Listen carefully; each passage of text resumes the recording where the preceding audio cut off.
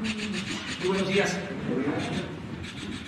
Vamos a iniciar la semana informando al pueblo de México. Como todos los lunes, vamos a informar sobre quién es quién en los precios de los energéticos, también de remesas, del oxígeno, porque hubo una inquietud sobre el abasto de este insumo que es fundamental para atender enfermos. También Esteban Moctezuma, secretario de Educación, va a informar sobre el regreso a clases que se está haciendo, como se sabe, de manera virtual, no presencial, pero hoy inician las clases y va a presentarse un informe al respecto. También vamos a ver los videos sobre las obras que se están realizando, que no se detienen, porque significa avanzar, significa desarrollo, creación de empleos y la infraestructura que requiere el país hacia adelante. Entonces, vamos a iniciar con Ricardo Sheffield de la Procuraduría Federal del Consumidor.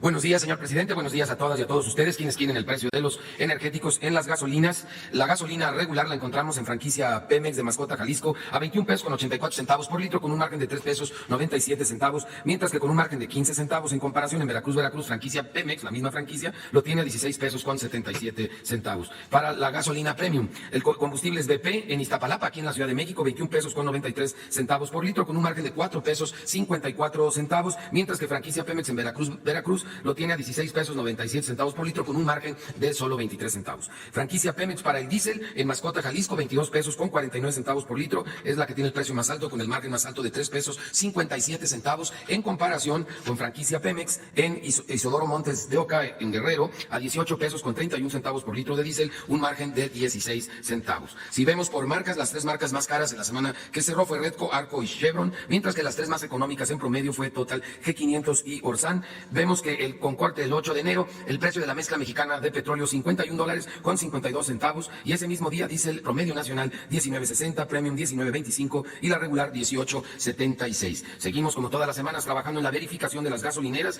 y recibimos 222 quejas y o denuncias a través de la app de litro por litro, que atendimos por medio de 138 visitas o verificaciones. Ahora, por fortuna, todos se dejaron verificar, no encontramos nada excepcional, y de acuerdo a la app, que no toma en cuenta el margen, la más barata para regular, 16 pesos con 49 centavos, G500 en Querétaro y 16.49 de cargo gas en Saltillo, Coahuila. La más cara, también para la regular, 22 pesos con 4 centavos, franquicia Pemex en Chilapa de Álvarez, Guerrero, y 21.79, franquicia BP en Chilpancingo, Guerrero. Para la premium, la más barata de G500, 16 pesos 79 centavos en Querétaro, y en Saltillo, Coahuila, 17.30 de la franquicia Golf. Para las más caras, 22.49 en Mascota, Jalisco, de franquicia Pemex, y 21.99 en Iztapalapa, de franquicia BP. La más barata del diésel, 17.59 de Móvil en Morelia, Michoacán, y 17.63 de las gasolineras N en Tepeaca, Puebla. Mientras que las más caras para el diésel, 22.49 por litro de franquicia Pemex en Mascota, Jalisco, y 21.49 de Red Gas en Tapachula, Chiapas. Seguimos también monitoreando el tema de servicios sanitarios.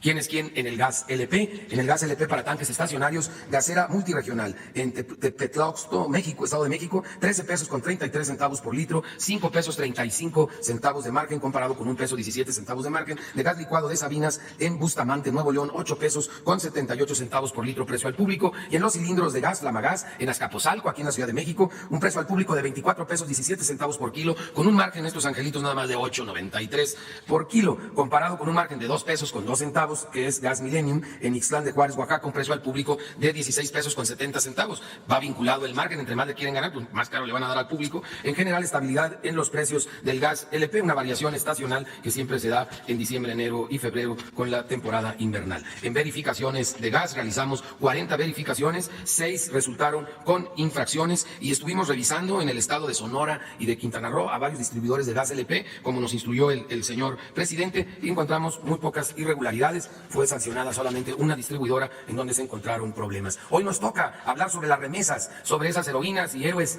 de paisanos que nos envían en promedio $350. Habíamos estado tomando como referente $300. Sin embargo, las remesas del 2020 nos confirman la necesidad de aumentarlo el promedio a $350, que será ahora el promedio que estaremos tomando de aquí en adelante, precisamente porque ha habido un aumento considerable a lo largo del 2020 en relación al 2018 y al 2019. Tan solo en noviembre, que ya son números cerrados, fueron $3.381 millones. En el mes de noviembre, esto contempló un aumento del 14.05 con respecto al 2018 y de un 15.6 con respecto al 2019. Ya se tienen las cifras estimadas del cierre de diciembre, $3.628 millones. Esa es una cantidad récord para el año 2020. Y también en este año 2020, aparte de ese aumento en promedio del 14%, tenemos que reportar que en depósito a cuenta fue Cloud Transfer Services la que dio el mejor tipo cambiario. El año pasado su promedio fue de 21 pesos con 56 centavos. Pero en efectivo, el mejor tipo de cambio en promedio lo dio Ulink con 21 pesos 96 centavos por dólar. La comisión más baja en depósito a cuenta fue de Ulink, que fue de $0, y en efectivo también fue Ulink con $0. No cobraba ninguna comisión. El menor diferencial entre tipo de cambio pagado y tipo de cambio fix lo tuvo Pagafón con menos 0.07 centavos. Y la remesadora que más veces reportó el mayor promedio de pesos recibidos fue Ulink durante 36 semanas en el año 2020. La industria en promedio pagó por un envío de $350, que es ahora el promedio, ya no los 300 que usábamos anteriormente, fue de 7,427 pesos. Y ahora viendo el reporte actual del cierre del mes pasado en diciembre, Ulink es el que tiene la cero comisión y te da más dinero porque al final su tipo cambiario de 19.55 le dio por $350 a nuestras paisanas y paisanos 6,842 pesos con 50 centavos que recibió mamá o esposa acá en México. Mientras que la peor opción en efectivo fue Western Union, que dio 6,542 pesos con 8 centavos por esos mismos $350. En envíos de depósito a cuenta, la mejor opción fue RIA Money Transfer con 6,849 pesos con 50 centavos por ese envío de $350, con un tipo cambiario de 19.57 y que no cobró comisión. Por tanto, la peor opción para depósito en cuenta fue MoneyGram con 6,616 pesos 19 centavos por los $350 y un promedio de 19.46 en el tipo cambiario. Telecom sigue siendo el que abarca más municipios. Oxxo, el que más sucursales tiene y el horario más amplio, 19,146 sucursales, ya abren de 6 de la mañana a 10 de la noche. Electra, Walmart y Caja Popular Mexicana son los tres que ofrecen seguro contra robo. Y como una encomienda especial que nos hizo el señor presidente, hemos estado analizando desde noviembre, diciembre y lo que va de este mes de enero el precio del oxígeno. Yo creo que lo primero que hay que comentar es que hay abasto suficiente de oxígeno. Son más de 30 plantas de 2 empresas, Praxair e Infra. La más grande la tiene Infra aquí en Puebla, que incluso fui invitado a conocerla, y les puedo decir, de haberlo constatado, que relativamente es fácil producir oxígeno. Por eso también hay concentradoras de oxígeno que se pueden comprar en promedio de 27,000 pesos para producirlo en casa. Entonces no hay ni puede haber desabasto de oxígeno. Son 2 insumos los que tienen: el aire que tiene la atmósfera, que lo succionan y con electricidad producen frío y presión. Y mediante frío y presión, ese aire que toman de la atmósfera lo convierten en nitrógeno, en argón y en oxígeno de forma líquida y es transportado en pipas. Está una infraestructura muy amplia entre las 2 empresas para cubrir todo el país. El año pasado, todo el año pasado, el aumento fue de 4.5%. Y este año, un segundo aumento que ellos han estado realizando cada año, en el caso de Infra también del 4.5%. Una recarga de gas. ¿Cuánto cuesta una recarga de gas? Para un tanque de 10,000 litros, la recarga es en todo el país el mismo precio, 595 pesos en el caso de Infra, y el tanque, la renta del tanque, perdón, es 595 y la recarga es de 855 pesos para el tanque grande. Para el tanque más grande, ese es como un referente. Y si ustedes pueden ver en el precio de las concentradoras, en general el promedio está en 27,000 pesos para una concentradora de oxígeno. Los únicos que sí la verdad han abusado y se han pasado de rosca es ClaroShop. ClaroShop encontramos hasta en 84,000 pesos, 999, prácticamente 85,000 pesos un concentrador de oxígeno. Pero fuera de ClaroShop, el promedio está en 27,000 pesos. Esto es para producir oxígeno en casa. Y el tanque más grande, la recarga, 855 pesos. Estos son promedios nacionales. Las 2 empresas mantienen los mismos precios desde Tijuana hasta Mérida. Por eso podemos decir con toda certeza que no hay ni habrá desabasto de oxígeno. Y les pedimos a los consumidores que al 55-55-68-87-22 nos reporten a cualquiera que quiere abusar, que hasta ahorita hemos sancionado solamente 16 distribuidoras en el país, no los productores, sino pequeñas distribuidoras, son los menos los que han abusado, y un caso excepcional aquí en la Ciudad de México, que es el único en el que cerramos una distribuidora porque estaba vendiendo oxígeno industrial y lo estaba vendiendo como si fuera oxígeno medicinal, que tiene otras medidas de precaución para proteger la salud de los consumidores, y que además está abusando indebidamente la marca Infra. En otras palabras, ni siquiera era un distribuidor serio y por eso fue cerrado. Los demás recibieron multas y en general podemos encontrar que no hay desabasto, que no hay grandes abusos, pero donde se presenta un abuso de algún distribuidor, por favor, les pedimos a los consumidores que nos reporten para actuar de inmediato. Muchas gracias. Muchas gracias, señor presidente. Muy buenos días a todas y a todos. El día de hoy se reinician las clases en Aprende en Casa, se reinician como parte del ciclo escolar 2020-2021 y pues se reinician en una forma mixta. En algunas escuelas ya empieza a abrirse la posibilidad presencial y en otras se seguirá a distancia. Como ustedes saben, el Consejo de Salubridad General señaló un semáforo en donde cuando está en verde se puede regresar a clases y en este momento hay 2 estados en verde, Campeche y Chiapas. Y cuando está en amarillo se pueden abrir centros de aprendizaje comunitario y también continuar el aprendizaje en casa. Una cosa importante es que como no en todos los estados se va a ir abriendo regularmente las clases, sino van a ir al ritmo en que sea seguro hacerlo, en semáforo verde, la educación a distancia va a continuar permanentemente como una opción en la República, como lo instruyó el señor presidente de la República. Siguiente. El número de estudiantes que hoy regresan a sus labores de aprendizaje son casi 30,5 millones de niñas, niños, adolescentes y jóvenes de preescolar, primaria, secundaria y bachillerato. Es una cantidad muy importante. Siguiente. Para las entidades que pueden regresar a clase se ha especificado un protocolo. Hay una guía que conocen los estados, que conocen el magisterio, muy clara, que de manera resumida podríamos comentarla muy rápidamente. Siguiente. El establecimiento de los comités participativos de salud escolar es lo primero, en donde va a haber una relación entre las escuelas y los centros de salud más cercanos. Se van a dedicar a hacer la limpieza de la escuela y a establecer 3 filtros de corresponsabilidad: uno en casa, uno en la escuela, uno en el salón de clases, así como hacer todas las señalizaciones.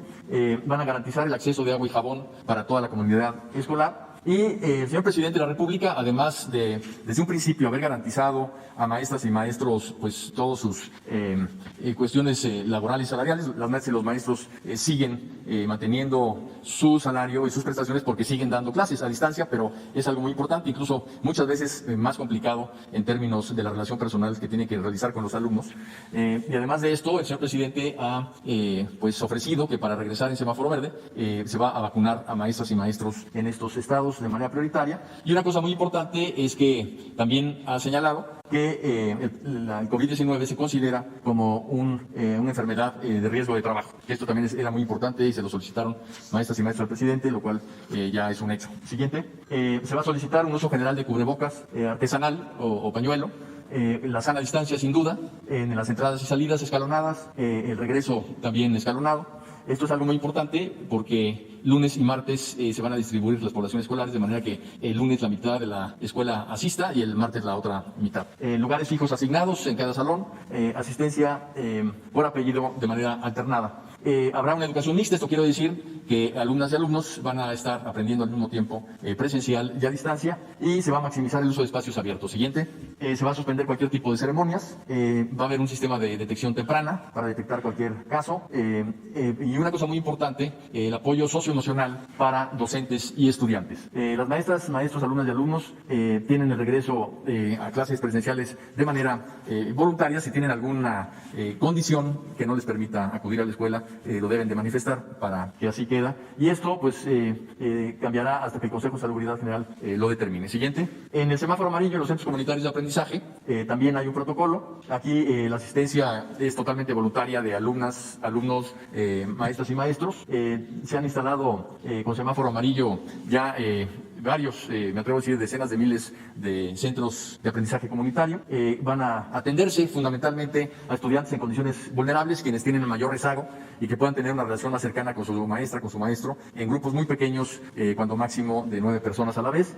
Y cada asistente deberá presentar una carta responsiva. Siguiente. Las sesiones de trabajo, cuando mucho, deben de durar 40 minutos, respetar los 3 filtros escolares, la sana distancia, el cubrebocas, la asistencia escalonada y un límite del 40% de la población escolar, y también de madres y padres de familia que muchas veces requieren orientación de las maestras y los maestros. Siguiente.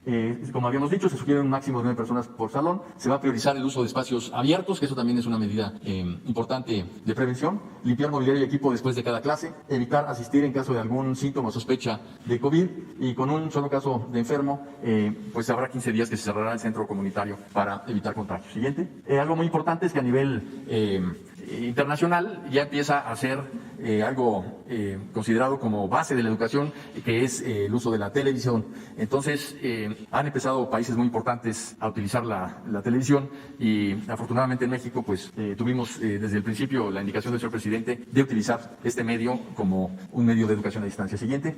Se hizo una encuesta, una investigación en donde participaron 300,000 maestras y maestros, en donde vemos que el magisterio sigue pues muy comprometido con la educación pública, muy comprometido con la educación a distancia. El 93% está de acuerdo con lo que se está haciendo, un 86% califica entre 8 a 10 de calificación los programas de Aprende en Casa y lo siguen, un 80% ve que continuamente hay una mejora en la misma, y una cosa importante es que el 70% de maestras y maestros dicen que más que un problema académico, lo que hay que atender mucho a niñas y niños es en el tema también socioemocional. Y una cosa importante es que ya hemos estado entregando el padrón para vacunación a Presidencia de la República. Siguiente. Lanzamos el día de hoy Aprende en Casa 3, que con toda esta investigación que hicimos al magisterio, a madres y padres de familia, alumnas y alumnos, porque esta encuesta fue aplicada para todos, hemos logrado conocer pues las principales características que debemos de apoyar en Aprende en Casa 3. Vamos a tener 2 semanas de reforzamiento de los aprendizajes esperados, estas 2 próximas semanas. Después, de acuerdo al Consejo Técnico Escolar, que se realizó tanto el 7 como el 8 de enero, las maestras y los maestros analizaron toda la programación de Aprende en Casa y nos solicitaron la publicación anticipada de los contenidos para que así pueda planear sus actividades cada docente. Entonces, anticipadamente tendremos los contenidos en nuestra página de Aprende en Casa. Y una cuestión adicional que nos solicitaron madres y padres de familia, que está incorporado en Aprende en Casa 3, es que se va a dar orientación dentro de los propios programas de televisión a las familias para dar seguimiento a la programación y a los aprendizajes esperados. Esto es algo que va a ayudar mucho en el aprendizaje. Siguiente. Tenemos retos. Uno muy importante es remediar cualquier tipo de abandono escolar que se haya dado. Es sorprendente ver cómo maestras y maestros saben perfectamente bien de su salón de clases qué alumna o alumno por alguna razón ya no está siguiendo Aprende en Casa, y es algo que nos permitirá sin duda trabajar sobre ello. Sin duda disminuir el rezago educativo. Continuar con una política del señor presidente de rechazo cero, sobre todo a nivel universitario, para que cada vez más alumnas y alumnos que quieren estudiar educación superior lo hagan. El tema de la atención socioemocional, y este es generalizado, no es solamente a niñas y niños, a adolescentes y jóvenes, sino también a madres y padres de familia, también a maestras y maestros, porque el distanciamiento pues ha tenido diversos efectos a nivel general en todo el mundo y obviamente en México. La vacunación en semáforo verde y mejorar la infraestructura y el equipamiento de las escuelas con el programa de La Escuela es Nuestra, que lanzó el señor presidente y que a la fecha ya ha mejorado a 50,000 escuelas en las zonas de mayor marginación en el país. Siguiente. ¿Qué aprendimos durante el año pasado? Pues muchas cosas, pero sin duda nació en México ya la educación mixta. Esto quiere decir que la educación pública ya está equipada para poder trabajar tanto de manera presencial como a distancia. Si recuerdan ustedes, el señor presidente anunció que va a haber internet para todas las escuelas, y esto es algo muy importante porque antes solo se trabajaba en el tema de la compra de equipos, y ahora la Secretaría, pues por necesidad, por lo que sucedió el año pasado, ha desarrollado toda una nueva fortaleza para tener contenidos educativos que nos permiten esta educación mixta. Hay un salto histórico, sin duda, en el uso de herramientas, tanto de televisión educativa como de contenidos digitales, de los cuales se carecían, y de herramientas digitales. Tan solo en capacitación se logró dar a más de 1 millón de maestras y maestros acceso a Internet y a más de 20 millones de alumnas y alumnos de manera gratuita. Hay una cuestión también muy importante que está incorporado en el artículo 3º constitucional que remitió para su aprobación el señor presidente en mayo del año pasado, y era que la educación se centrara en las niñas, los niños, los adolescentes y los jóvenes. Esto parece una obviedad, pero en realidad en los sistemas educativos la atención muchas veces está puesta en otros lados del sistema y no en las niñas y los niños. Pues bien, al diseñar pues todos los programas de televisión, de radio y las plataformas digitales, se partió de lo que necesitaban niñas y niños, y esto obligó también a la Secretaría a tener esa visión.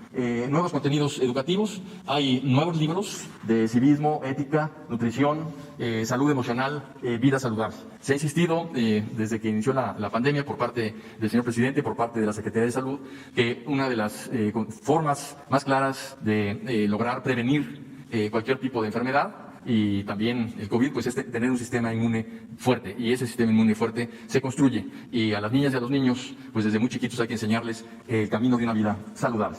Otra cosa importantísima es el cambio hacia una educación personalizada. Parece paradójico, pero nos han dicho maestras y maestros que están más cerca de sus alumnos hoy que antes, porque antes eran maestros frente a grupo y con quien trataban eran fundamentalmente con un grupo, y que ahora, como están obligados a hablar con ellos, a mandarles mensajes, a retroalimentar la relación con madres y padres de familia, pues se han dado cuenta del entorno en que vive cada niña y cada niño, cada adolescente, cada joven, y eso les permite sin duda entender por qué pueden o no aprender y en qué condiciones. Y esto es un logro que sin duda el sector educativo tiene que mantener en una nueva pedagogía de educación personalizada. En cuanto al regreso de madres y padres de familia a la escuela, esto es algo también que la necesidad obligó a hacerlo, pero que ya era un clamor en el sector educativo, que madres y padres de familia estaban muy separados de la educación de sus hijas e hijos y ahora están hombro con hombro trabajando con el magisterio. Y esto es algo muy importante que también en la iniciativa que envió el señor presidente del artículo 3 constitucional explícitamente se define como una corresponsabilidad en la educación. Y finalmente, pues al estar ayudando a sus chiquitos,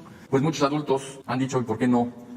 Pues logro yo la certificación de mis estudios de educación básica y se ha realmente disminuido el rezago educativo de adultos a través del INEA. Siguiente. Una cosa importante. En todo el mundo, solamente 3 países nunca cerraron las escuelas. Esto es para entender el contexto. 62 países cerraron y siguen cerrados. 92 países cerraron y reabrieron. Estos son casi todos países de África, porque allá no se ha dado el COVID de manera tan fuerte como en el resto del mundo. Y 20 países cerraron, reabrieron y tuvieron que volver a cerrar y así siguen. En México, una de las cuestiones que reconoce la comunidad educativa mundial es que no ha dado zigzagueos, sino que ha mantenido una política de relación de las escuelas con las indicaciones de las autoridades sanitarias. Y son estas las que le indican al sector educativo qué es lo que se debe de hacer. Sigue en la lista, la pueden pasar hasta que concluya. Y pues con esta información es que el día de hoy nos sentimos pues muy contentos de que el aprendizaje de nuestras niñas y niños continúa, no se detiene, y de que poco a poco estaremos volviendo a una reapertura de las escuelas en semáforo verde con seguridad y con pues el ánimo que tenemos todos de volvernos a ver en la escuela, de volver a convivir, de que las niñas y niños se socialicen y estén con sus amigas y amigos, pero pues que estemos completos, que todos regresemos. Muchas gracias. Gracias, presidente. Muy bien, pues vamos a ver los videos, si les parece. Recordando que es lunes. La Secretaría de la Defensa Nacional informa los avances en la construcción del Aeropuerto Internacional Felipe Ángeles al 11 de enero de 2021. En la pista norte y central plataforma y rodajes, se materializan trabajos de conformación de las últimas capas de terraplén mejoradas con cemento, tendido de las capas de base hidráulica, de concreto malo y concreto de alta resistencia como superficie de rodamiento, así como el tendido de tubería de concreto para alojar las instalaciones de redes y conducción del drenaje pluvial y la colocación de cableado eléctrico y de base para los sistemas de luces en la plataforma y rodajes, y el tendido de mezcla asfáltica en márgenes de pista central. En la terminal de pasajeros se realiza la fabricación de rampas y escaleras de servicio, la instalación de rejilla, de puertas en sanitarios y en salas de última espera, colocación de instalaciones hidráulicas, sanitarias, eléctricas y aire acondicionado. En el eje troncal de circulación y obras complementarias, permanece la construcción de las losas postensadas del viaducto elevado para el acceso al nivel de salidas de la terminal de pasajeros. Además, se realiza la excavación y tendido de tuberías de redes eléctricas de media tensión y drenaje fluvial en zona de vialidades. En la vialidad y barda perimetral, se continúa con la construcción de barda prefabricada de concreto armado y la preparación de remate con reja. En la interconexión vial tramo Caseta Tultepec-Santa Lucía, se continúa con el tendido de material mejorado para base hidráulica, mientras que en la reubicación de vías férreas se realizan trabajos de tendido de material resistente para recibir suministro de riel y durmientes. A la fecha, se han generado 63.047 empleos civiles. Faltan 434 días de construcción. Gobierno de México. Es 8 de enero y estamos en el edificio de salvaguarda donde estará la Marina encargada de la seguridad de esta magna obra. Hoy la empresa nos entregó ya el edificio. Va el reporte de esta semana. Avances en los trabajos de construcción de la refinería de Dos Bocas. En el inicio de la segunda fase de construcción, Icafluor de los paquetes 1, 3A y 4B correspondientes a las plantas de proceso inicia con la apertura de diversos frentes en la construcción superficial para iniciar con la preparación de los marcos estructurales, al igual que Samsung y Techin en los paquetes 2, 3B y 4A. Esta semana destaca el colado masivo de losa intermedia de la mesa 1, el armado de acero y cinta de racks de tuberías y excavaciones para estructura de vacío y subestaciones eléctricas en la planta de cotización. En el área de edificios administrativos, se realizan trabajos de canalización eléctrica, obra telecom, construcción de drenajes de la parte exterior, colocación de pasto natural y trabajos de conformación de la plaza recreativa, así como la terminación del edificio de salvaguarda. En el puerto de control, continúan los trabajos de cimbrado, colocación de acero de refuerzo y vaciado de concreto en columnas y muros perimetrales. En el paquete 5, área de almacenamiento, se tiene concluida la construcción de las cimentaciones profundas de 44 tanques verticales y 31 esferas de almacenamiento, que actualmente ya se encuentran en obra mecánica y 2 más ya se encuentran en el montaje de la estructura del domo. Con respecto a la procura de equipos críticos, se reportan avances en la fabricación del sistema de corte de coque en su etapa de prueba funcional y prueba hidrostática. En el paquete 6, en los servicios de integración, continúan los trabajos de desarrollo del gasoducto y acueducto, así como la proyección de las torres de enfriamiento de proceso, áreas de acceso y de servicios industriales. En materia de sustentabilidad, se continúa con el traslado de plantas de ornatos forestales desde el vivero hacia las zonas de áreas verdes de la refinería y el cultivo de más plantas.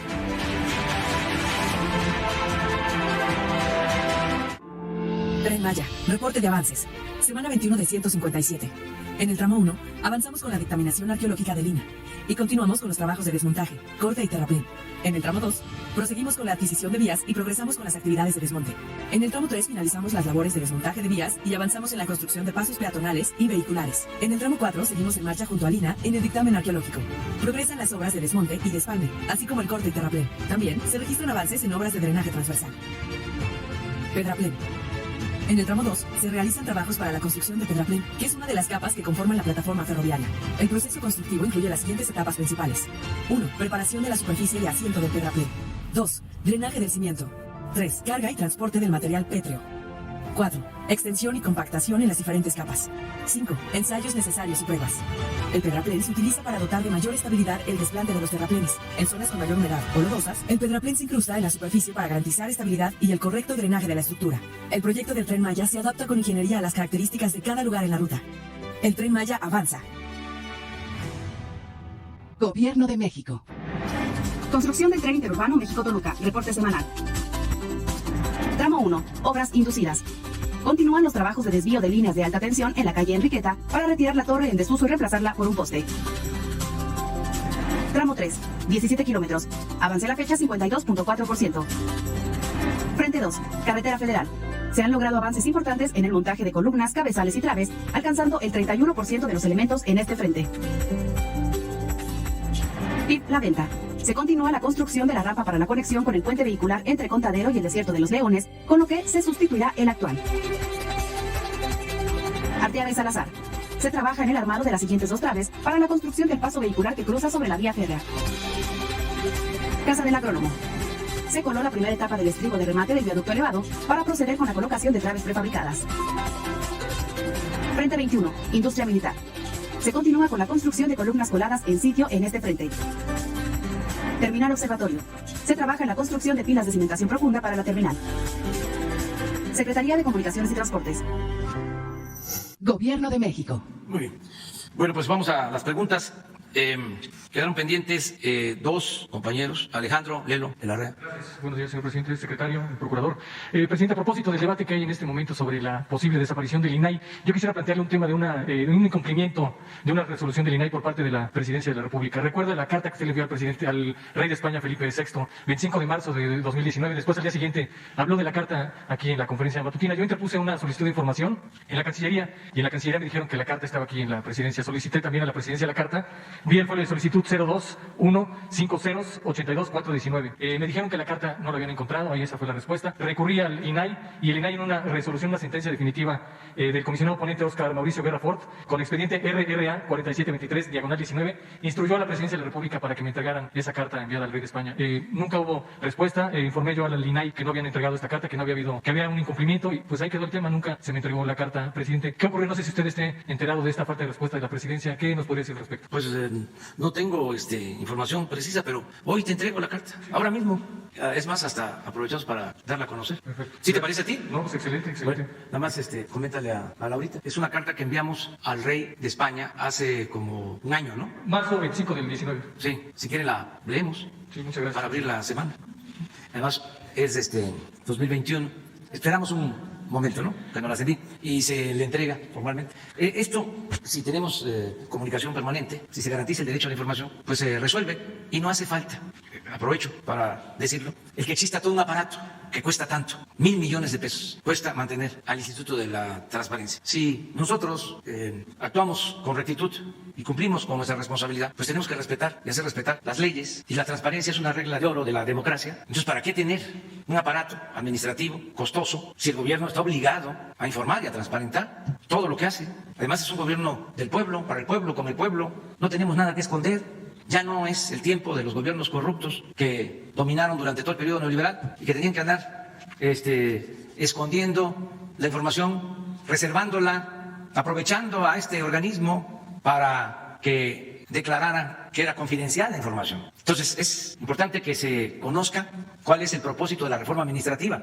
Es que todos estos organismos que fueron creando para la simulación, que cuestan mucho, que se mantienen con el presupuesto público, que es dinero del pueblo, pues no son imprescindibles, porque ya existe el gobierno, existe el Poder Ejecutivo, el Poder Legislativo, el Poder Judicial. ¿Por qué crearon todos estos organismos alternativos porque esto surgió básicamente durante el periodo neoliberal, pues para tener un gobierno afín y con estos organismos operar mejor en el proceso de desincorporación de las empresas públicas, es decir, poder llevar a cabo con más rapidez la privatización de las empresas públicas y aparentar que había transparencia, que había honestidad. En el periodo de más saqueo que ha habido en la historia de México, crearon todos esos organismos. Entonces, ya son otros tiempos, tenemos que ajustar la administración pública a la nueva realidad. ¿Y por qué duplicidades? ¿Por qué tener la Secretaría de la Función Pública, la Fiscalía Anticorrupción, que es autónoma, la Auditoría de la Federación y aparte este Instituto de la Transparencia? ¿Qué no puede un solo organismo hacerse cargo de atender las demandas de los ciudadanos para que se entregue información rápida, expedita, sin ninguna limitación? ¿Qué no lo puede hacer la función pública? ¿Para qué el aparato? Y así como eso, pues hay infinidad de organismos. ¿Y qué significa? Bueno, todos estos organismos consumen miles de millones de pesos que podrían ser destinados a la educación, a la salud, al bienestar del pueblo. Todo esto se tiene que debatir, por eso lo puse en la mesa, para que todos reflexionemos sobre este asunto. Es como lo de los fideicomisos. No querían, pues ¿cómo? Si no había ninguna vigilancia y se servían con la cuchara grande. Toda la inversión, supuestamente para investigación científica, innovación tecnológica, el 80% de la inversión de los gobiernos pasados se destinaba a la construcción de edificios, a hacer elefantes blancos. Ahí están, abandonados. Porque ahí estaba el negocio, ahí estaba la corrupción, en la construcción de los edificios. Pero no solo eso, había un grupo selecto de supuestamente investigadores que tenían garantizado o tenían el privilegio de ir al extranjero, rentar campos de golf. Ya vamos aquí a informar sobre todo esto. Entonces ahora, pues vamos, ya se avanzó con lo de los fideicomisos, con los fondos, a los investigadores, a los deportistas, a los artistas. Les sigue llegando su apoyo. A nadie se les dejó sin sus apoyos. Solo se eliminó todo el aparato burocrático, oneroso, y cada secretaría se hace cargo de apoyar a los deportistas, a los artistas, a los investigadores, a los científicos. Y es lo que queremos hacer en el caso de estos organismos reguladores. Es todo. Revisarlos. Se crearon todos estos organismos en otra circunstancia, cuando el gobierno estaba organizado, pues orientado a servir de instrumento, de facilitador del saqueo de los bienes del pueblo y de la nación. El gobierno era un comité al servicio de una minoría rapaz. Entonces ya es otra cosa, ya es distinto y estamos pues gobernando con el ejemplo, aunque no les guste a nuestros adversarios. Voy a repetir, aunque parezca disco rayado. En el 2018 la presidencia de la República ejerció un presupuesto de 3.600 millones de pesos. 3.600 millones de pesos. Y el año pasado se ejercieron 540 millones de pesos. Más de 3.000 millones de pesos de ahorro. Y así en todo el gobierno. Porque no puede haber gobierno rico con pueblo pobre. Es inmoral. Ahora, con la pandemia que ha causado tanto daño y dolor, algunos adversarios, los que apoyaban al régimen corrupto, tanto en los medios de comunicación como en el mundo de la academia y de la intelectualidad, hablan de que se cancele el aeropuerto, que se cancele la refinería, que se cancele el Tren Maya. Eso ya lo padecí cuando fui jefe de gobierno y me tocó iniciar lo de los segundos pisos. No querían que se hicieran. Son tan hipócritas de que después hasta nos copiaron. Nada más que nosotros hicimos los segundos pisos sin cobrar y ellos ya establecieron el sistema de cobro en los segundos pisos. Pero eran opositores a esta obra. Yo lo único que les diría es que ¿por qué no pidieron en su momento que se cancelara la construcción del aeropuerto en el lago de Texcoco, que era una obra faraónica donde el único propósito era robar, saquear? Cuando en Reforma, en el Universal, en estos medios, programas de radio, conductores, de televisión, hicieron un cuestionamiento sobre la incongruencia, lo absurdo de hacer un aeropuerto en un lago y para hacer ese aeropuerto tener que cerrar dos, un aeropuerto que iba a costar, si se continuaba, 300.000 millones de pesos. Eso sí, nos iba bien. Íbamos a pasar todo el sexenio construyendo el aeropuerto porque estaba pensado inaugurarse hasta el 2025. Y para entonces se tenía que cerrar el actual aeropuerto y el aeropuerto de Santa Lucía. Bueno, pues ya se resolvió. Ya sin cerrar el aeropuerto actual, se está trabajando en el aeropuerto Felipe Ángeles en Santa Lucía. Aeropuerto moderno, con una pequeña diferencia, entre otras. Además de que se está haciendo en terreno firme, no en un lago. Además de eso, una pequeña diferencia. En vez de 300.000 millones, va a costar 75.000 millones de pesos. Nos vamos a ahorrar 225.000 millones de pesos. ¿Qué era lo otro? Pues un atraco, un robo. ¿Y dónde estaban los medios? ¿Dónde estaban los intelectuales orgánicos? ¿Cuándo cuestionaron? Nunca. Entonces, es importante que se sepa que nosotros llegamos aquí para transformar. Y por eso, aunque no les guste, vamos a seguir revisando todo el cochinero que dejaron Vamos a seguir hablando de eso. Un día quiero, así como vamos a informar sobre los fideicomisos, un día quiero mostrarles, en esta misma semana, me comprometo, los contratos sobre los reclusorios, porque privatizaron los reclusorios. Eso la mayoría de la gente no lo sabe. Y vamos a dar a conocer esos contratos. ¿De cuánto nos cuesta al pueblo mantener a un recluso en esos reclusorios privatizados? Que de acuerdo a los contratos ni siquiera son del gobierno. Se tiene que estar pagando año con año. El año pasado alrededor de 15,000 millones de pesos de renta de 8 o 10 reclusorios para 10,000 reclusos. Entonces vamos a hacer las cuentas aquí para que vean cómo eran las tranzas. Y eso es lo que quieren nuestros adversarios, que se mantengan. Y de eso es de lo que no hablaba la prensa, los medios de información, los articulistas, los de nexos, los de letras libres, con honrosas excepciones, ¿no? Porque siempre afortunadamente hay personas, ciudadanos, ¿no?, que actúan a partir de principios y de ideales, ¿no? Y esto también se da en la prensa. ¿Sí? O revisarlos, hacerles la cuenta cuánto se les ha pagado. Aquí voy a explicarlo. ¿Cuánto se les ha pagado? Como para que se llegue a un acuerdo. Es lo que se hizo cuando compraron el gas, que ni siquiera los ductos al final van a quedar en el gobierno, no van a ser propiedad del gobierno, sino de las empresas. Tenían tomado, secuestrado al gobierno. Era un saqueo, como nunca en la historia, ni siquiera en la época colonial, en los 3 siglos de dominación colonial. Saquearon tanto a México como en el periodo neoliberal, en estos 36, 38 años, casi 4 décadas. Entonces, eso es lo que ya no podemos seguir manteniendo. Entonces, es una revisión, no se va a despedir a ningún trabajador. No lo hemos hecho. No deben de tener nada que temer los trabajadores. Es nada más poner orden, eficientar. Esto lo hacemos en la familia. ¿Quiénes son las mejores administradoras, administradores? Los padres, las madres de familia. ¿Cómo le hacen para administrar el presupuesto familiar? ¿Cómo lo estiran? ¿Le alcanza para la alimentación y para la ropa y los zapatos de los niños y para el transporte y para todo? Bien administrado. Las empresas, ¿qué? ¿No cuidan su administración? ¿Y por qué el gobierno no la va a cuidar? Está más obligado, estamos más obligados, que nosotros nos dan la confianza los ciudadanos. Pero no les importaba el que se cuidara el presupuesto, que se cuidara la hacienda pública. Al cabo que no es tuyo, ¿para qué lo cuidas? Aprovecha, búscate una palanca, cuélate, consíguete una recomendación. ¿Te acuerdan cómo habían abogados que al mismo tiempo eran legisladores y con una influencia tremenda en todo? Despachos para que les devolvieran los impuestos a las grandes corporaciones, despachos para sacar a delincuentes. Se anunciaban abogados famosos diciendo: no tengo a nadie en la cárcel, todos mis clientes los libero. Pues cómo no, si tenían el control de todo el gobierno. Influencias. No se trataba de que fuesen buenos abogados, profesionales, que los hay. No, tenían buenas agarraderas, con jueces, con magistrados, con ministros, hasta mero arriba. Y esto en general. ¿Que el INE no le daba candidaturas a quien no le correspondía por instrucciones del presidente? El INE otorgaba registros a los partidos por instrucciones del presidente. Y desde luego se hacían de la vista gorda cuando había elecciones para que se cometieran fraudes electorales. Pues por eso todos están enojados, pero ya se van a ir contentando poco a poco. Esta es la carta, la leo. ¿Sí? Por favor, gracias.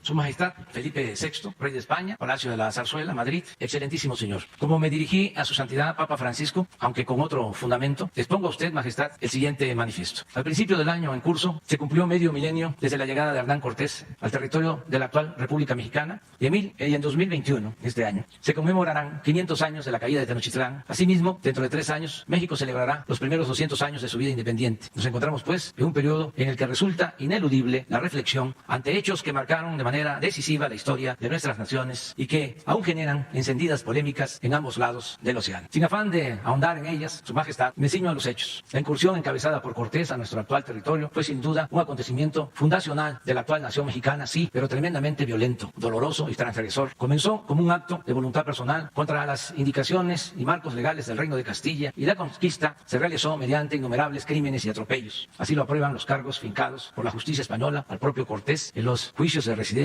a los que fue sujeto, 1518, 1547, de los que es emblemático el encarcelamiento y asesinato de Cuauhtémoc, último mandatario azteca, en 1525. Tanto en la conquista como en el proceso de colonización que siguió, se cometieron incuantificables violaciones a las leyes entonces vigentes. Entre las más públicas y notorias, se vulneró el principio del Quinto Real, se impuso la fe y se construyeron templos católicos sobre las antiguas pirámides, y con los materiales de estas se instalaron la esclavitud y las encomiendas. Las tierras propiedad de los naturales fueron usurpadas y repartidas a colonizadores y a órdenes religiosas. religiosas. Se realizó un sostenido saqueo de las riquezas naturales, particularmente por medio de la minería. Se implantó un ordenamiento social basado en la segregación de castas y razas. Se impuso la lengua castellana y se emprendió la destrucción sistemática de las culturas mesoamericanas. En suma, durante la colonia se vulneraron derechos individuales y colectivos que, con una mirada contemporánea, deben asumirse como atentados a los principios que rigen a ambas naciones, formulados a través de tratados y otros convenios de cooperación. Y si en los años inmediatamente posteriores a la conquista los abusos fueron atribuibles a adelantados que actuaron por cuenta propia, los actos de autoridad durante el largo periodo colonial fueron consecuencia de la aplicación de políticas de Estado. Las instituciones virreinales fueron parte de la corona española, pese a que en todo ese periodo ningún monarca peninsular visitó la Nueva España. Una vez consumada la independencia de México el 21 de septiembre de 1821, después de 11 años de guerra, de 1810 a 1821, el Reino de España intentó de manera infructuosa, aunque con grandes daños a la nación, una reconquista. Entre 1821 y 1854 envió varias incursiones militares. En 1836 se firmó el Tratado de Paz entre México y España, pero Fernando VII murió en 1833 sin haber reconocido nuestra independencia. Como es de su conocimiento, señor, desde el siglo XIX, la política exterior de México se ha caracterizado por el respeto a individuos y naciones mediante la observancia de los principios de no intervención y de autodeterminación de los pueblos, la solución pacífica de las controversias y el respeto, protección y promoción de los derechos humanos, además de la lucha por la paz y la seguridad internacionales, lineamientos hoy establecidos en el artículo 89 de la Constitución Política de los Estados Unidos Mexicanos. Actualmente, el Estado que presido no pide un resarcimiento del daño en pecuniario de los agravios que le fueron causados por España, ni tiene el propósito de proceder de manera legal ante los mismos. En cambio, México desea que el Estado español admita su responsabilidad histórica por esas ofensas y ofrezca las disculpas y resarcimientos políticos que convengan. Por ese motivo, Su Majestad, las actuales autoridades mexicanas elaboran un pliego de delitos que exhibirán ante el Reino de España antes de que finalice el año en curso. El 21 de septiembre de 2021, México celebrará 200 años de vida independiente. El gobierno que presido quiere recordar ese acontecimiento, construyendo la reconciliación con el pasado del país, pues por más remoto que parezca. Tal fecha coincidirá con los 500 años de la caída de Tenochtitlán y el inicio de la colonia, y se establecerá el 21 de septiembre como el Día de la Reconciliación Histórica. Ese día, el Estado mexicano pedirá perdón a los pueblos originarios por haber porfiado, una vez consumada la independencia, en la agresión, la discriminación y el expolio a las comunidades indígenas que caracterizaron el periodo colonial. El desagravio hará énfasis en las guerras atroces y genocidas emprendidas por el gobierno mexicano en contra de los pueblos yaqui y maya, la guerra del Yaqui en Sonora y Sinaloa y la guerra de castas en la península de Yucatán, así como en la persecución racista que sufrieron los chinos en el territorio de México durante las primeras décadas del siglo XX y en otros agravios y atrocidades que diversas autoridades cometieron contra la población. Para la nación que represento es de fundamental importancia, señor, invitar al Estado español a que sea partícipe de esta reconciliación histórica, tanto por su función principalísima en la formación de la nacionalidad mexicana, como por la gran relevancia e intensidad de los vínculos políticos, culturales, sociales y económicos que hoy entrelazan a nuestros dos países. Me alienta el propósito de superar en forma definitiva los desencuentros, los rencores, las culpas y los reproches que la historia ha colocado entre los pueblos de España y de México, sin ignorar ni omitir las ilegalidades y los crímenes que los provocaron. Con este propósito, el Gobierno de México propone a Su Majestad que se trabaje a la brevedad y en forma bilateral en una hoja de ruta para lograr el objetivo de realizar en 2021 una ceremonia conjunta al más alto nivel, que el Reino de España exprese de manera pública y oficial el reconocimiento de los agravios causados y que ambos países se acuerden y redacten un relato compartido, público y socializado de su historia común, a fin de iniciar en nuestras relaciones una nueva etapa plenamente apegada a los principios que orientan en la actualidad a nuestros respectivos estados y brindar a las próximas generaciones de ambas orillas del Atlántico los cauces para una convivencia más estrecha, más fluida y más fraternal. Reciba Su Majestad las expresiones de mis más distinguidas consideraciones. Esta carta se envió en su momento, la filtraron en España, tanto al periódico El País como al periódico Reforma, y la usaron para enfrentarnos, para decir que cómo íbamos a atrevernos a pedir que se disculpara el gobierno español por lo sucedido durante la conquista, cuando el propósito era que todos hiciéramos lo propio, ofreciéramos disculpas a los pueblos originarios para buscar la reconciliación. Entonces la filtraron, se sintieron ofendidos y con altanería mandaron a sus voceros a insultarnos, a respondernos, hasta un intelectual, Vargas Llosa, un intelectual de la realeza, se nos lanzó muy fuerte. Cuando era esto, básicamente. Después que se envió esta carta, ya pasó la tormenta, se dieron movimientos, no en México, en Estados Unidos, en contra de conquistadores. Se cometieron incluso actos indebidos, porque no podemos actuar con violencia en nada. Pero cuando se rechazó nuestra propuesta, se habló de que ya había pasado mucho tiempo y que eso ya estaba enterrado, estaba en el olvido. Y luego vino esto que les estoy refiriendo, estas protestas. Es algo que sigue ahí. Entonces, no es tarde para llevar a cabo conjuntamente este propósito de acordar conjuntamente el ofrecer disculpas a los pueblos originarios y iniciar una etapa nueva de reconciliación entre nuestros pueblos, entre nuestros gobiernos. Entonces, eso es lo que en su momento se escribió. Ya tiene tiempo, pero ahí está ya la carta. Gracias, presidente. Si me permite una segunda pregunta. Con la premisa de que a nadie le pagan por no trabajar, presidente, fíjese lo que pasa en Notimex, que va a cumplir ya 11 meses de huelga. Por cierto, no cumplieron su instrucción de que se resolviera antes de la Navidad. Los directivos de la empresa siguen cobrando a pesar de la huelga. La Ley Federal del Trabajo establece que no deben cobrar los empleados cuando hay una huelga. En estos casi 11 meses, los directivos de la empresa han cobrado en total unos 10 millones de pesos. Esto equivale más o menos a 20,000 vacunas, 20,000 dosis de vacunas COVID y a 6,400 meses de apoyo del programa de adultos mayores. Presidente, ¿qué opina de esta irregularidad que hay en Notimex? Sobre todo cuando su gobierno promueve y ha aplicado una austeridad muy importante, que esté gente cobrando sin trabajar. Bueno, hay que buscar ya la solución definitiva al conflicto en Notimex. Me informó Jesús Ramírez Cuevas, al que le envío un abrazo fraterno, porque está enfermo por COVID, pero sabemos que va a recuperarse, como lo deseamos, en el caso de todas las personas que enfrentan esta enfermedad, este virus tan dañino y doloroso. Antes de que se enfermara, Jesús me habló de que ya se estaba avanzando en el acuerdo. Yo tengo una reunión con la directora de Notimex, creo que mañana pasado. Entonces vamos a tratar el asunto para que se resuelva. Fíjense, me acaban de pasar esta tarjeta, que acaba de fallecer. Leti Ánimas, era coordinadora del programa de becas de nuestro gobierno. Una mujer extraordinaria. Es una noticia muy dolorosa. Leti, originaria de Puebla, una luchadora social, que le confié el manejo de la entrega de becas a estudiantes de familias pobres de México. Por sus convicciones, ella era la responsable. Pues nuestro pésame, nuestros familiares, amigas, amigos, un abrazo. ¿Qué le va a plantear, presidente, a San Juan Martínez?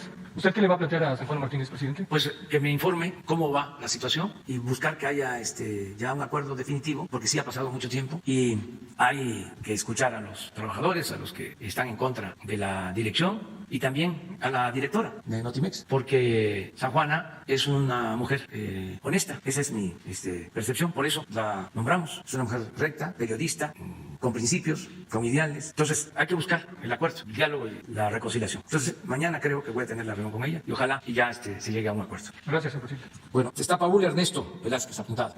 Luego, ¿tú querías? Buenos días, presidente. Paul Velázquez desde Los Mochis, ni uno más, ni un corrupto más en gobierno. Presidente, antes de los dos temas, déjame comentarle y sobre todo pues dar seguimiento a un tema aprovechando lo que comentó hoy el procurador. El pasado miércoles 6 de enero, y hoy se ha comentado hablado de las remesas, de lo importante que han sido durante la pandemia, y eso pues no es nuevo. Hay que reconocerle a los paisanos que han sacado durante décadas adelante a generaciones enteras de mexicanos. La mayoría de ellos salieron en busca del sueño americano, y hoy ven con agrado algo que estamos titulando en las redes como el sueño mexicano. En mayo recordará que le propuse que una parte de las casas recuperadas del Infonavit fueran a dar para los paisanos y vendidas en los consulados, para que ellos generaran un patrimonio. Usted de inmediato respaldó la propuesta y se lo agradecemos. Este tema tiene a los paisanos muy emocionados, pero diariamente preguntan por sus futuras casas que van a comprar. Si bien entendemos que la ley del Infonavit tiene muchos candados neoliberales, es compleja y la diversidad en su consejo de administración han provocado que al día de hoy no se tenga un solo avance. Presidente, a nombre de los paisanos les solicitamos si pudiera la presidencia generar un enlace con el Infonavit, que se hagan mesas de trabajo, que se agilice y se pudiera destrabar tanto problema, porque el Infonavit no nos está atendiendo. Algo así que pudiéramos lograr este mismo año el sueño mexicano para nuestros héroes paisanos, como usted los titula. Bueno, vamos a pedirle al director del Infonavit que te atienda hoy mismo. Gracias. Para que se avance. Y el Consejo de Administración del Infonavit, que es tripartito, porque participan representantes del gobierno, del sector obrero y del sector empresarial, es un consejo que actúa con sensibilidad social. No ha habido ningún problema para que estos programas de apoyo a los trabajadores, que facilitan el acceso de los trabajadores al derecho que tienen a una vivienda, todo lo aprueban los consejeros. No ha habido obstáculos. Estamos sacando resoluciones por unanimidad. Entonces yo creo que en este caso, como se trata de algo justo, no va a haber ningún problema. En el primer tema, presidente, desgraciadamente se ha vuelto común ver individuos en los hospitales amenazando, golpeando. Algunas veces han demandado, encarcelado y otros levantado y desaparecido personal médico. Porque según ellos no están siendo atendidos como merecen. Presidente, ¿qué opinión le merecen estos abusos hacia el personal médico, presidentes, médicos, enfermeras? Pero sobre todo, ¿qué posibilidad hay de que usted presente una propuesta de ley preferente en el próximo periodo de sesiones en el paquete que comentó la semana pasada que haría? Así como lo hizo usted con la corrupción y el fraude electoral, para elevar a delito grave los ataques a nuestro personal médico y que jueces corruptos no puedan encarcelarlos solo por el encargo de un amigo o un político. Presidente, urge una ley que proteja a nuestros héroes de bata blanca. ¿Posibilidades, presidente? Sí, se ve. Creo que es injusto que se maltrate al personal médico, más en la circunstancia en que estamos, cuando ellos están arriesgando su vida por salvar vidas, médicos, enfermeras, todos los trabajadores del sector salud, en particular, en especial, los que están en hospitales COVID, los que trabajan en los 1015 hospitales COVID. La verdad es de que que hubieron algunos problemas, pero la gente se ha portado muy bien con ellos, los apoya, los reconoce, los cuida. Esa es la información que yo tengo. Son muy pocos los que cuestionan a los trabajadores del sector salud, los que están atendiendo enfermos COVID, muy pocos, los altaneros, los prepotentes. La mayoría de la gente cuida a los doctores. Tengo información directa. Y tengo también encuestas. Y en todo este tiempo de la pandemia, quienes tienen más reconocimiento de todos, más que el presidente, son los trabajadores del sector salud. Reconocimiento del pueblo, de la gente. Entonces, yo veo esto como algo admirable, bueno, de parte de todos los mexicanos, de que estemos conscientes y actuemos de manera sensible y se reconozca el humanismo de los médicos, de las enfermeras, de los trabajadores de la salud. ¿Y por qué? Además, es importante recordarlos y protegerlos y reconocerlos, porque no son todos los médicos de México, son los que están dedicados, los que decidieron voluntariamente trabajar para salvar vidas en la pandemia, que muchos dijeron, no muchos, pero sí, algunos dijeron, no es mi especialidad o no puedo. Por eso es importantísimo lo que hace nuestro reconocimiento. Y si es necesario, pues la iniciativa de ley. Pero la verdad, la gente los está respaldando. Y no están solos, pues, porque el gobierno pues también los protege, no están solos. Para la siguiente exposición de motivos, con todo respeto, le solicitaría a usted, presidente, a mis compañeros aquí presentes y a la audiencia, que me tengan paciencia. Es un tema delicado, un poco largo, extenso. Hasta hace una hora se me decía que no lo presentara por el alto riesgo que representa, no para muchos. El pasado lunes 4 de enero, aquí en la mañanera, se habló de la posibilidad de ofrecer el asilo político a Juliana Sánchez. Las preguntas que saltaron son ¿para qué? ¿Para que lo maten aquí en México? ¿Para qué traer a alguien más? Si Lidia Cacho y Anabel Hernández están fuera de este país, es porque no confían en el mecanismo de protección para los defensores de derechos humanos y periodistas. Actualmente el mecanismo es quien debe garantizar la protección a los defensores. En octubre pasado yo denunciaba la corrupción que existe entre esta empresa y el mecanismo. Su amaciato, mientras RCU monopoliza el dinero, el mecanismo solamente obedece. La empresa está ligada al expresidente Felipe Calderón y Genaro García. Esa semana volvió a recibir los ataques. El mecanismo no está garantizando la protección. Aquí no estamos seguros, presidente. El mecanismo no escucha y peor aún, no quiere escuchar. Los miembros de la Junta de Gobierno, el personal directivo como Jorge Ruiz, director general, Cristian de la Rosa, titular de análisis de riesgos, deben ser removidos a la brevedad. Le digo lo que le dije a nuestro subsecretario de Gobernación, Alejandro Encinas, el viernes 25 de septiembre. No somos cajas de galletas, somos vidas y no sentimos la protección o seguridad que dice la ley que el Estado mexicano debe otorgar. Usted tiene otros datos, presidente, pero con todo respeto son los equivocados. Las decisiones son tomadas por terceros sin hacer partícipes a los extraídos y lograr consensos. Ser tomado en cuenta, y usted lo dijo la semana pasada, e informados, es un derecho que el mecanismo nos niega. Saltan ante esta situación muchas preguntas. Pregunto, ¿a cuántos miembros del mecanismo de protección les han matado a su padre, como a nuestro amigo y compañero de las mañaneras, Carlos Domínguez de Tamaulipas, quien además le han cancelado sus medidas de protección, dejándolo a la suerte de los enemigos? Pregunto, ¿a cuántos miembros del mecanismo de protección los han dejado casi muertos en 3 ocasiones, como a nuestro amigo y compañero de las mañaneras, Julio Omar Gómez de Baja California? Le asesinaron escoltas ya estando en el mecanismo. A él le han provocado secuelas psiquiátricas, al grado que ha intentado quitarse la vida en varias ocasiones, depender de fuertes cargas de medicamentos controlados y atención médica, que al día de hoy ninguna dependencia de gobierno lo apoya, y ha sido entre los amigos y compañeros de aquí periodistas de la mañana quienes hemos ayudado a solventar su situación. Él, ante esta situación, Julio Omar está por solicitar en las próximas semanas el asilo político a uno de los miembros de la Unión Europea. Pregunto, ¿a cuántos miembros del mecanismo de protección los han dejado huérfanos a los 5 años viendo cómo asesinan a su madre, como fue con la gran Miroslava Bridge en Chihuahua? ¿A cuántos miembros del mecanismo los han hincado y dado un tiro de gracia, como nuestro valiente Javier Valdés? ¿A cuántos miembros del mecanismo de protección les han desaparecido sus familias? ¿A cuántos miembros del mecanismo de protección les han dado un bombazo contra su patrimonio, un balazo en la cabeza, dejándolos sordos con parálisis facial, obstrucción de las vías aéreas, con problemas para respirar, hablar y deglutir, deudas millonarias, toma de medicamentos y secuelas de por vida? Desgraciadamente, la respuesta en todas estas preguntas que acabo de hacer es la misma: a ninguno.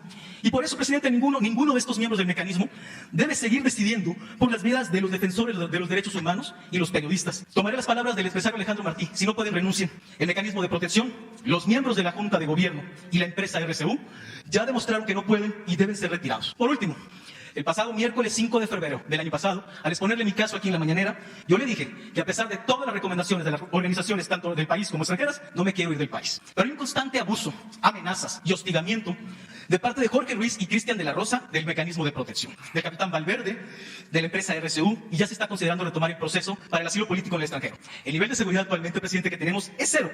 El botón que nos dan lo tenemos apagado, porque tenemos temor a que RCU y el mecanismo entreguen nuestras posiciones geolocalización a nuestros enemigos. Este es el botón y permanece apagado, porque es el principal enemigo que tenemos actualmente. La Fiscalía General de la República está sorprendida por la negligencia. Se están iniciando las demandas contra los corruptos que operan el mecanismo. Usted, el miércoles 6, dijo que el derecho más importante es el derecho a la vida. El mecanismo no lo quiere garantizar. Al más estilo de la Santa Inquisición, da sentencias de muerte a todo el que les incomoda. El mecanismo está descompuesto y ojalá usted lo pueda arreglar. Ante todo esto expresado, presidente, le quiero hacer 4 peticiones. Y de su respuesta, pero sobre todo, de las instrucciones que usted gire, depende la vida de más de 1.200 extraídos y sus familias en este país. La primera, Jorge Ruiz y Cristian de la Rosa deben ser separados de sus cargos e investigados por poner en riesgo la vida de los extraídos. 2, los recursos, que se hagan públicos los recursos que opera el mecanismo y todo lo que se queda un solo particular que monopoliza un contrato leonino. La vida pública, cada vez más pública, como usted lo dice. 3, urge la reinstalación de las medidas de protección. Parece que el mecanismo prefiere muertos antes que hacer su función. Y 4, creo que, presidente, es la más importante en este momento. Urge una reunión presencial, no videoconferencia, de los equipos de los defensores de derechos humanos y periodistas con el subsecretario Alejandro Encinas. Gracias. Muy bien. Vamos a pedirle a Alejandro que les reciba, que te atienda, pero también que venga aquí por todo lo que has expuesto y que explique cómo es este proceso de protección a los periodistas, a cargo de quién está, si funciona, si realmente protege o no, que se escuche la opinión, así como tú te expresaste, de Alejandro Encinas, que es el subsecretario de Gobernación, a quien le tengo toda la confianza, absoluta confianza, y creo que a todos nos conviene que se ventile este asunto, que se transparente, independientemente de las reuniones, ¿sí?, que puedan tener, pero que aquí se informe sobre el mecanismo de protección a periodistas. También ya se tenían contemplado 2 informes sobre derechos humanos, sobre las búsquedas, sobre la atención a las víctimas. Entonces vamos a aprovechar para que informe la Secretaría de Gobernación y en especial Alejandro Encinas con su equipo, si te parece, y que además se establezca comunicación de inmediato. Muy bien. A ver. Gracias, presidente. Buenos días. Siguiendo con el tema del Instituto de Transparencia, creo que la carta que hoy da a conocer pues es muestra de que el gobierno es opaco. Usted tuvo que intervenir para que se diera a conocer esta carta que ya se había solicitado y pues es una de las razones de la creación de este instituto. ¿Por qué no revisarlo quizá que haya una baja en el presupuesto, pero no cambiarlo de administración? El instituto pues solicita los documentos no solamente del Poder Ejecutivo, sino de todos los poderes. Preguntarle si usted estaría evaluando esta posibilidad a raíz de que usted anunció la iniciativa. Una serie de académicos, periodistas, pues han expresado su preocupación por la desaparición del instituto. ¿Usted podría dejarlo que permanezca, quizá con un presupuesto menor, no sé, o ya es una decisión tomada que cambie bajo el mando de la función pública? Vamos a presentar una propuesta general, pero sí consideramos que no ha estado a la altura de las circunstancias el Instituto de la Transparencia. Si sumamos todo lo que se ha invertido con este propósito, son miles de millones de pesos. Los consejeros de este instituto se dan la gran vida, 200, 300 mil pesos mensuales de sueldo, asesores. Yo no sé si hemos presentado ya la estructura de este instituto, el organigrama, y no hay resultados. Tan es así que ese instituto se creó durante el gobierno de Fox. Ya lo he dicho, yo repito, inició con una resolución, no dar a conocer los nombres de los empresarios que se beneficiaron con condonaciones de impuestos. Esa fue la primera decisión importante del Instituto de la Transparencia. Y ya últimamente, también en el periodo neoliberal, resolvieron mantener en secreto los expedientes de Odebrecht, el Instituto de la Transparencia. Entonces yo entiendo que hay académicos, desde luego periodistas, articulistas, que defienden al antiguo régimen, intelectuales, de modo que esté en contra del Instituto de la Transparencia Aguilar Camín o Krause, pues sí, son los diseñadores de este mecanismo, sí, y este periódico Reforma lo impulsó. Entonces, ¿cómo van a estar de acuerdo con nosotros? Pues no, pero esto no es un asunto ideológico, es juicio práctico. ¿Cómo vamos a estar destinando tanto dinero del presupuesto a algo que no sirve, que no funciona, que no ayuda, que no beneficia al pueblo? Nada más porque en un momento dado era necesario hablar de la transparencia como discurso, como demagogia, cuando estaban saqueando al país. Transparencia, y resulta que no era delito grave la corrupción. Entonces, son contradicciones y afectan mucho a la hacienda pública. Nosotros lo que queremos es transferir, orientar la mayor parte del presupuesto a la gente, al pueblo. Son 2 visiones. Los intelectuales orgánicos, los que viven o vivían del presupuesto y se dedicaban al periodismo, pues están pensando que son ellos los únicos que deben ser beneficiados. El pueblo no cuenta para ellos. Reestructuración. Sí, eso es lo que vamos a hacer, pero la función va a continuar. No es que va a haber opacidad, o sea que ya se van a ocultar las cosas, no, al contrario, todo va a estar disponible, todo, como la libertad de expresión. Nadie va a ser censurado. Y no se va a ocultar absolutamente nada. La instrucción es transparentar todos los expedientes que vienen desde la época de la Guerra Sucia, están a disposición de los ciudadanos. Todo va a ser transparente, pero lo podemos resolver sin tanto gasto. Miren, ¿cuántas direcciones? ¿Cuántas? 26 direcciones. Y el presupuesto son como 900 mil millones. A ver. Sí, cerca de 1,000 millones. ¿Cuánto? Cerca de 1,000 millones de pesos. No sé si quién hizo la cuenta de lo de Notimex. ¿Qué dijiste? ¿Cuánto cuenta? ¿Que 10 millones era cuántos? 6.400 apoyos mensuales para adultos mayores. ¿6,000? 6.400 apoyos mensuales. 10 millones. Entonces, ¿1,000 cuántos adultos mayores son? No, pues multiplicado por... Bueno. Es lo mismo. Es lo mismo. ¿Sí? Pero en fin, se va a revisar no se va a despedir a ningún trabajador. Es poner orden y hacer realidad la austeridad republicana. El contrato de las vacunas, los contratos, ¿cuándo se harían públicos? ¿En qué momento? De las vacunas del COVID, que también se reservaron. Mañana. Sí, que va a ser el informe sobre las vacunas.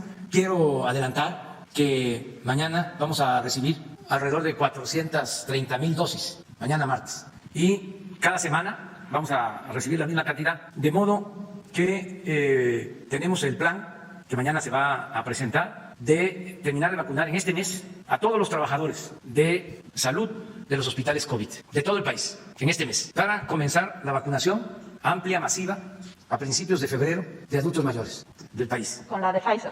Con Pfizer. La de Pfizer llega mañana de nuevo y va a seguir llegando semana con semana. Le agradecemos mucho a esta farmacéutica, a Pfizer, que está cumpliendo con el contrato. Y hoy llegó o está por llegar a Argentina. El doctor Hugo López-Gatell trae buenas noticias porque tenemos ahí 2 vacunas en Argentina, 2 posibilidades. Una vacuna de una farmacéutica rusa y la AstraZeneca. Y nos trae información. Y también estamos ya por tener el acuerdo con CanSino, otra más, esta de una farmacéutica china. Lo que estamos ya diseñando es un plan de vacunación que va a llegar en su momento más importante, va a llegar a 10,000 brigadas de vacunación por todo el país. Pero ya mañana, 1,000 brigadas. Mañana. Mañana. ¿En qué área del país? En todo el país, 1,000. Para los 1,015 hospitales COVID. Para terminar de vacunar a todos los médicos, las enfermeras, los trabajadores de estos hospitales. Y a partir de ahí, adultos mayores. ¿Por qué adultos mayores? Esto es muy importante. Porque vamos a tratar de que en marzo, a más tardar en abril, estén vacunados todos los adultos mayores de 60 años. Ese es el propósito. Todos los adultos mayores. Porque al vacunar a los adultos mayores, estaríamos disminuyendo la mortalidad por COVID en un 80%. Esto es importante que se sepa. Por eso tenemos que ser muy rigurosos con la aplicación de la vacuna. Nada de influyentismo, nada de querer brincarse la fila o saltarse la fila. Es hasta que nos toque. Ningún abuso, ni de médicos que no están en COVID, ni de líderes sindicales, ni de funcionarios públicos, ni de potentados, nada. Y todo aquel que se quiera pasar de listo va a ser denunciado, porque tenemos que actuar con rectitud. Ya nos va a tocar.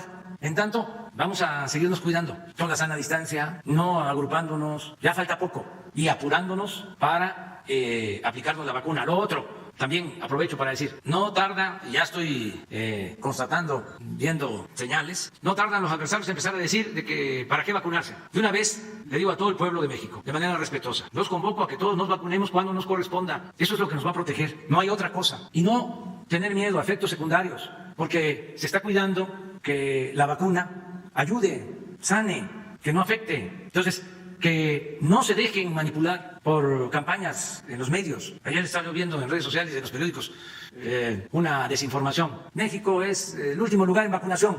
Éramos hasta hace 2 días el primer lugar en América Latina. Nos superó Argentina, pero eso va a cambiar. Pero el primer lugar en América Latina. A ver, ¿por qué no ponen? Porque uno de estos intelectuales orgánicos, creo que Aguilar Camín, hasta puso un Twitter diciendo de que a ese paso se iban a terminar de vacunar en 50 años. Ese es de ayer. Así estamos. 81,300 dosis aplicadas. Argentina aquí se fue a 107. Estamos en el lugar 18 en el mundo. Segundo ya en América Latina. Así está. China 9 millones, Estados Unidos 8 millones, Reino Unido 2 millones, Israel 1.800.000, Emiratos Árabes 1.086.000, Rusia 800.000, Italia 627.000, Alemania 532.000, Canadá 314.000, España 277.000, Polonia 200.000 dosis, Arabia Saudita 130.000, Dinamarca 114.000, Rumanía 108.000, Argentina 107.000, Francia 93.000, Bahrein 89.000 y México 81.000. Después Portugal, Grecia, Hungría, Suecia, Países Bajos, Eslovaquia, Croacia. Entonces, decirle a la gente que hay que vacunarse, que tenemos que protegernos, y también a los médicos de los hospitales COVID, trabajadores de los hospitales COVID, donde se está aplicando la vacuna ahora y se va a aplicar en estos días ya en todo el país, que nos ayuden para que no haya colados. Ellos saben muy bien quiénes han estado en los hospitales, quiénes han estado de camilleros, quiénes han estado en la farmacia, quiénes en los laboratorios, quiénes en las ambulancias. Ellos saben bien que no llegue un jefe de arriba, un funcionario, un líder sindical, un familiar, que nos ayuden para que de esta manera sea igualitario, justo y ordenado. Y a todos nos va a llegar, a todos nos va a alcanzar. Es muy importante dar esta noticia porque es la única opción que tenemos, la única alternativa para enfrentar esta pandemia, la vacuna. Siempre se dijo, ha sido terrible la pandemia, ha causado, pues ya lo hemos dicho y lo hemos sentido en carne propia, mucho dolor, pero también hay que decir que se aplicaron los científicos y en poco tiempo se está logrando contar con esta vacuna. Y es lo que tenemos. También sobre las variantes que se están presentando, hubo un caso en Tamaulipas. También decirles, ya hoy por la tarde va a informar el doctor Hugo López-Gatell. Lo más importante es que según los especialistas, todas estas variantes son también neutralizadas con la vacuna. No quiere decir que van surgiendo nuevas variantes y que ya la vacuna no sirve y que tiene que hacerse otra vacuna. No, la vacuna que se tiene, la Pfizer y todas las que se están autorizando, tienen capacidad para neutralizar, para crear las defensas ante la pandemia. Eso es importante que se sepa, porque luego también de manera alarmista, no, se dice nueva variante, nueva cepa, ya no va a servir la vacuna. Sí, la vacuna sí sirve. Lo único que deseamos es que se cumplan todos los contratos que tenemos con las farmacéuticas. Y mañana se va a dar a conocer cuáles son esos contratos, cuánto hemos entregado de anticipo. Tenía yo la información, no sé ahora cuánto se haya otorgado, pero se habían destinado de anticipo 7,000 millones de pesos para las vacunas y nos quedaban 25,000 disponibles, pero mañana nos informa. Presidente, y con respecto al contagio de Jesús Ramírez, que por supuesto le deseamos que se recupere pronto, preguntarle si hay algún protocolo que ustedes están aplicando. A nosotros como comunicadores, cuando hay un contagio nos piden quedarnos en casa 15 días para evitar pues que se siga esta cadena de contagios. Hoy en la mañana sí. Si usted en particular va a aplicar algún tipo de aislamiento, dado que pues ha estado muy cerca de Jesús, vemos que tiene hoy en su agenda una reunión de gabinete legal y ampliado, si va a ser presencial, ¿qué medidas se tomarán? Sí, hoy en la mañana el doctor Alcocer, que es al que yo escucho y obedezco para los asuntos médicos y también para mi situación personal, hoy habló en la mañana en nuestra reunión de seguridad de que se va a presentar un protocolo para nosotros. A partir de mañana él ya nos va a informar sobre esta situación y lo vamos a llevar a la práctica. ¿Pero de aislamiento o de qué sería? No sabemos qué es lo que nos va a recomendar. Yo, de todas maneras, me cuido, es sana distancia, es incómodo porque tengo que estar también recorriendo el país, porque como lo he dicho, es muy dolorosa la pandemia, el COVID, pero también hay que acabar con la peste de la corrupción, que es peor que la malaria, que por cierto todavía existe la malaria, el paludismo, pero la corrupción es peor que todas esas pandemias. Entonces hay que tener la vacuna contra el COVID, pero también ya terminar la fase 3 de la vacuna contra la corrupción en México, porque eso, ¿cómo ha dañado la corrupción? Nada ha dañado más a México que la deshonestidad de los gobernantes. Entonces tengo que estar recorriendo los pueblos porque es necesaria la transformación. Entonces es incómodo porque no puedo bajar el vidrio de la camioneta, entonces nada más así, y abrazos con sana distancia, pero pues la gente lo entiende y si es posible así vamos a continuar, pero vamos a esperar lo que nos diga el doctor Jorge Alcocer. Quería comentar un par de cosas sobre la ciudad, sobre este tema del metro que usted supongo tiene conocimiento. Sí, hoy informó la jefa de gobierno, porque nos acompaña todos los lunes a la reunión de seguridad, y pues explotó un transformador, la línea eléctrica, desgraciadamente perdió la vida una policía de la policía bancaria, muy lamentable. Hay 2 trabajadores también hospitalizados por inhalación de mucho humo, los están atendiendo, creo que 2 heridos más, pero no graves. Los que están hospitalizados sí, ya están siendo atendidos. La jefa de gobierno va a informar constantemente cuáles fueron las causas. También aprovecho para decir a nuestros adversarios que no es cierto que se le haya negado presupuesto al gobierno de la ciudad para el mantenimiento del metro. Es falso. Es que son malos de Malolandia, nuestros adversarios. No es cierto.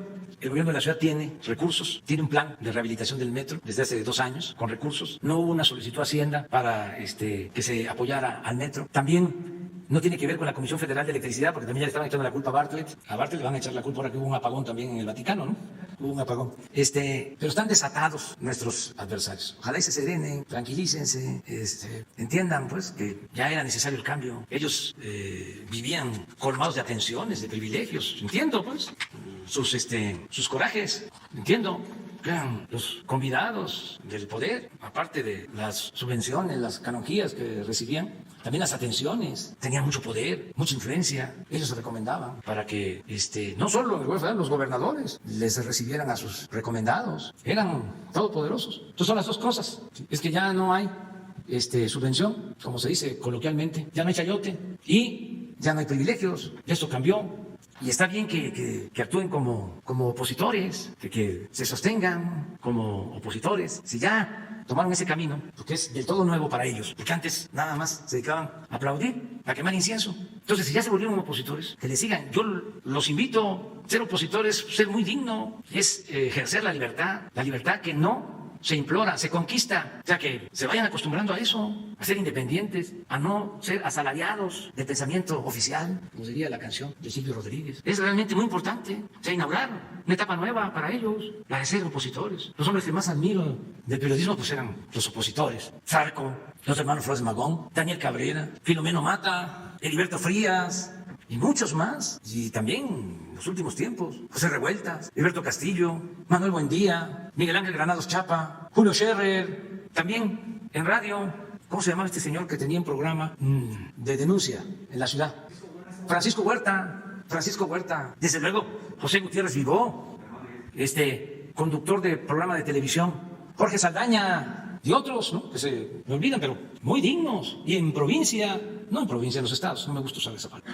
En los estados, ahí donde el periodismo tiene más riesgo, porque como siempre hemos dicho, las banquetas son más angostas, mujeres sacrificadas, hombres sacrificados por el ejercicio del periodismo, del noble oficio del periodismo. Entonces, todos estos periodistas que se fueron haciendo a la sombra del poder y que ahora están incursionando como opositores, no deben de perder la oportunidad de seguir adelante, de estar lo más distante que se pueda del poder, esté quien esté en el poder, y lo más cercano que se pueda al pueblo, a la gente, a lo que ahora llaman sociedad civil, que antes se llamaba pueblo. Entonces es un momento importante de definiciones, pues no nada más, ahora que estamos nosotros, se vuelven opositores, toco madera, regresa la corrupción, y ahí vienen de nuevo a formar parte de los aduladores de siempre. No, ya, es el momento de guardar distancia con relación al poder y acercarse al pueblo, a la sociedad. Ya nos vamos, ya mañana va a ser lo de salud, vamos a hablar de salud.